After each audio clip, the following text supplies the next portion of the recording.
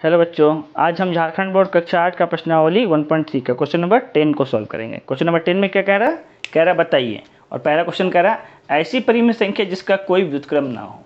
तो ध्यान देंगे, परिमेय संख्या क्या होता है, जो पी बाई क्यू के रूप में हम जिसको लिख सकते हैं, यानी पी बाई क्यू के रूप में जिसको हम लिख सकते हैं, और जहाँ में क्यू कभी भी 0 के बराबर नहीं होना चाहिए, ये इसका नियम है। ठीक है, और p और q दोनों ही क्या होना चाहिए, एक पूर्ण संख्या होनी चाहिए। ठीक है, पूर्णांक होनी चाहिए। तो ध्यान देंगे, अगर हम 0 का बात करें तो इसे हम कभी भी p बाई q के रूप में लिख सकते हैं क्या? नहीं, क्योंकि ऊपर तो हमें 0 हो सकता है, क्या नीचे कभी 0 हो सकता है? नहीं हो सकता है। ठीक है, तो इसका कोई भी व्युत्क्रम होगा? कोई भी व्युत्क्रम नहीं होगा, क्योंकि 0 का उल्टा क्या करेंगे तो क्या 0 ही ना आएगा। ठीक है, इसलिए इसका कोई व्युत्क्रम नहीं होता है, क्योंकि नीचे कभी भी 0 हो ही नहीं सकता है। फिर अगला क्वेश्चन में क्या करा, परिमेय संख्या है जो अपने व्युत्क्रम के समान है। अगर हम 0 को उल्टा भी करेंगे तो क्या आएगा, 0 ही ना आएगा, इसलिए इसका व्युत्क्रम क्या होगा, 0 का व्युत्क्रम 0 ही होगा। ठीक है, अब कह रहा है परिमेय संख्या जो अपने ऋणात्मक के समान है। ध्यान में रखिए, 0 को अगर हम माइनस में ले या प्लस में ले, इसका कोई भी चेंजेस होगा नहीं। -1 और +1 का बात करेंगे तो यहाँ अंतर आ जाएगा। -1 मतलब 1 रुपया आपके पास है, और -1 का मतलब आपको एक रुपया किसी को देना है, तो दोनों में तो अंतर हो गया। ठीक है, एक में आप ले रहे हैं, एक में आप दे रहे हैं।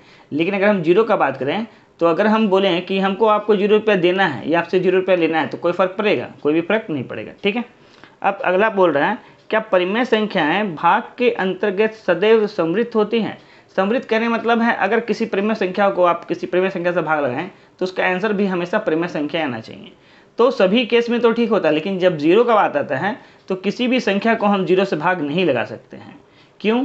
क्योंकि अभी हम बताएं कि परिमेय संख्या में कभी भी नीचे वाला 0 आपका नहीं होता है। ठीक है, और ये अभी तक परिभाषित भी नहीं है। क्यों? क्योंकि अगर हम 4 को 1 से भाग लगाएं तो किसी भी संख्या को अगर हम 1 से भाग लगाते हैं उसका आंसर क्या आता है, 1 आता है। यानी 1 से भाग दे रहे हैं तो आंसर हमारा 4 आ रहा है। तो 0 से भाग दे रहे हैं तो ये 0 बन सकता कभी क्या? 4 का वैल्यू कभी तो 0 नहीं होगा, ऐसा संभव ही नहीं है। इसीलिए ये भाग के अंतर्गत क्या होगा, समृद्ध नहीं होता है। ठीक है, 0 के केस में। ठीक है, तो ये क्या हो जाएगा आपका, ये हो जाएगा आपका नहीं,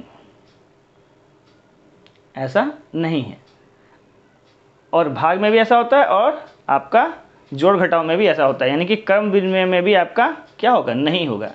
ध्यान रखेंगे, भाग हो या घटाव हो उसमें आपका ये समृद्ध नहीं होता है। ठीक है, चलिए अगला क्या है, क्या परिमेय संख्या भाग के अंतर्गत सहचर्य होती हैं? तो देखिए इसका भी आंसर क्या हो जाएगा, इसका भी आंसर आपका हो जाएगा नहीं, क्योंकि जहाँ भाग आ गया या फिर घटाव आ गया, ठीक है, तो यहाँ में क्या हो जाएगा, नहीं। फिर अगला क्या क्वेश्चन कह रहा है, क्वेश्चन कह रहा है क्या हम 1 को 0 से भाग लगा सकते हैं? तो अभी जस्ट आपको बताएं कि किसी भी संख्या को हम 0 से भाग नहीं लगा सकते हैं, क्योंकि ये अभी तक परिभाषित ही नहीं है। क्योंकि किसी भी संख्या को अगर हम 0 से भाग लगाएंगे तो हमारा आंसर क्या आ जाएगा, 0, जो कि पॉसिबल है ही नहीं। क्योंकि 1 को भी भाग लगा रहा है तो क्या आ रहा है, 0 बन जाएगा। और अगर 100 को भी 0 से भाग लगाएंगे तो क्या आ जाएगा, 0। तो क्या 1 और 100 क्या आपस में बराबर है क्या? नहीं। तो जब दोनों का आंसर तो लेकिन सेम ही आ रहा है, 0 0 ही आ रहा है, लेकिन इसीलिए ऐसा ये पॉसिबल है ही नहीं। ठीक है, इसलिए इसको अभी तक क्या बोला गया है, अपरिभाषित। ठीक है, तो इसका आंसर भी क्या हो जाएगा, नहीं, ऐसा पॉसिबल नहीं है। ठीक है, तो आई होप आपको क्वेश्चन नंबर 10 समझ में आया होगा। कोई भी डाउट हो तो आप मुझे कमेंट करके जरूर बताइएगा। ठीक है, और अगर वीडियो अच्छा लगा हो तो चैनल को सब्सक्राइब कीजिए और अपने दोस्तों तक शेयर कीजिए। Thank you for watching my video.